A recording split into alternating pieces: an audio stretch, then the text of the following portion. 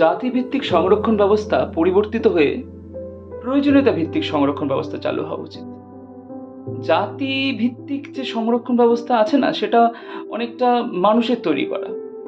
মানে মানুষ নিজেদেরকে উচ্চজাত, অন্যকে নিম্নজাত এইরকম ডিভিশন তৈরি করেছেন। তো এই সংরক্ষণ ব্যবস্থা বন্ধ হওয়া উচিত এবং যেই মানুষগুলোর সত্যিই প্রয়োজন আছে, যারা সোশ্যালি ব্যাকওয়ার্ড, যারা সত্যিই পিছিয়ে পড়েছেন, যারা স্পেশাল চাইল্ড, বিশেষভাবে সক্ষম মানুষ, যারা ট্রান্সজেন্ডার, সমাজে বঞ্চিত, সেই সব মানুষদের আপনি সংরক্ষণ দিন। কিন্তু এই জাতিভিত্তিক সংরক্ষণ এটা বন্ধ হওয়া দরকার। কারণ একবার যখন তারা সংরক্ষণ পেয়ে গেছেন, যারা আন্ডার ডেভেলপ ছিলেন, বঞ্চিত ছিলেন, সংরক্ষণ পাওয়ার পরে নিশ্চয়ই একটা ভালো সরকারি চাকরি করছেন বা ব্যবসা বাণিজ্য করছেন, অফিস আদালতে কাজ করছেন, সেই মানুষগুলোকে আমি আর যাই হোক বঞ্চিত মানুষ বলতে পারবো না। সেই কারণে এই সংরক্ষণ ব্যবস্থা পরিবর্তন হওয়া দরকার। আবার এই সংরক্ষণ ব্যবস্থা সহজে পরিবর্তনও করা যাবে না। কেন্দ্র সরকার চাইলে রাজ্য সরকার চাইবেন না, রাজ্য সরকার চাইলে কেন্দ্র সরকার চাইবেন না, কারণ এটা একটা ভোট ব্যাংকের উপর বিশাল একটা প্রভাব পড়বে। কোনো সরকারই এটা সঠিকভাবে চাইবেন না। আবার বাংলাদেশের মতো গণ অভ্যুত্থান হওয়াটাও খুব মুশকিল।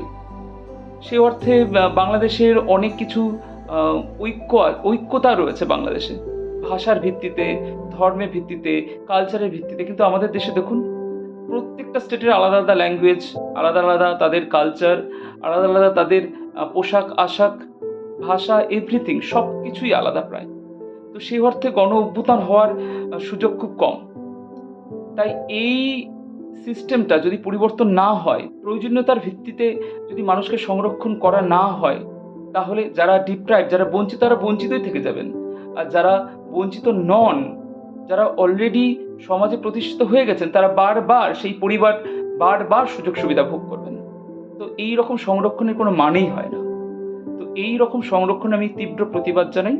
তো আমাদের দেশও আমি চাই এই রকম সংরক্ষণ, জাতিভিত্তিক সংরক্ষণ যেন না হয়। প্রয়োজনীয়তার ভিত্তিতে যে মানুষগুলোর সত্যি সংরক্ষণ প্রয়োজন, তাদেরকে সংরক্ষণ দিন। আরেকটি বিষয় না বললেই নয়, কিছু কিছু বিষয় সংরক্ষণ একদমই থাকা উচিত নয়। শিক্ষা এবং স্বাস্থ্য, যেখানে মানুষ তৈরি হয় এবং মানুষকে পুনর্জন্ম দেন শিক্ষকরা এবং ডাক্তাররা, সেক্ষেত্রে যদি সংরক্ষণ করা হয়, যারা পিছিয়ে পড়েছেন তাদেরকে অগ্রাধিকার দেওয়া হয়, তাহলে যারা প্রকৃতপক্ষে যোগ্য তারা সঠিক সম্মানটা পান না। এবং মানুষ যাদের হাতে তৈরি হবেন, মানুষ যাদের হাতে সুস্থ হবেন, তাদের আমরা যথাযোগ্য সম্মান, যথাযথ যোগ্যতা তাদেরকে প্রদান করতে পারবো না। তাই সরকারকে আমি অনুরোধ করছি, এই বিষয়গুলো একটু ভেবে দেখুন এবং সংরক্ষণ ব্যবস্থায় কিছুটা পরিবর্তন আনুন।